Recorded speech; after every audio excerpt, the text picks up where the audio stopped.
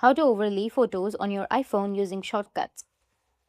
So if you want to overlay photos on your iPhone using shortcuts, then what you need to do is first you just need simply open up your application, which is Shortcuts application. Once done, you need to go with the plus button, which will be in the top right. Now here you need to go with search actions and then search for select photos. Tap on select photos.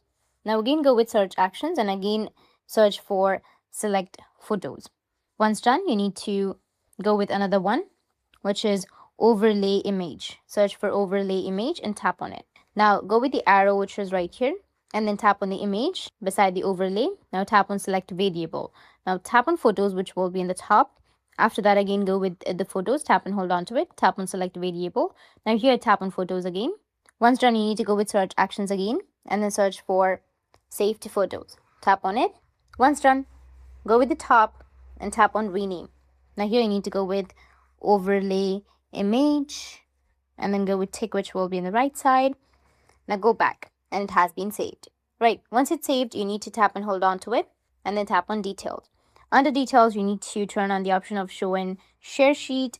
And if you also want to add it to your home screen, you can go with add to home screen and go and enter a symbol or an image. After that, go with add, which will be in the top. Go with the tick. And that's it. As you can see that your overlay images have been saved. Now, if you want to start overlaying your photos, you need to tap on overlay image. Go and select the image that you would like to overlay. Once you've selected one photo, again go with the second one. Make sure to select two photos.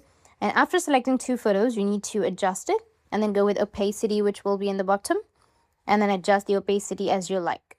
Once done, you can go with done, which will be in the top right or on the bottom right. And your image will be saved. That's it. You can open up your gallery or your photos and you will have your photo that you've overlaid.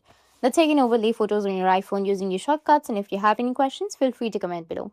Thanks for watching.